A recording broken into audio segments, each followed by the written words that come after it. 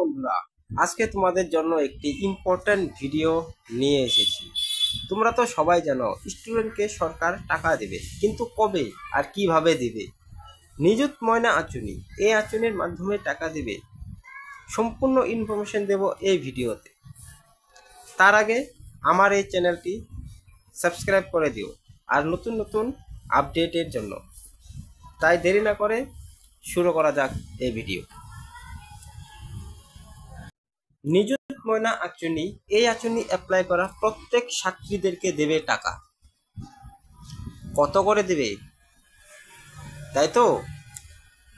Higher secondary pass করা ছাত্রীদেরকে 12,500 টাকা, matric pass করা ছাত্রীদেরকে 10,000 টাকা, ডিগ্রি পাস করা ছাত্রীদেরকে 25,000 টাকা করে দেবে।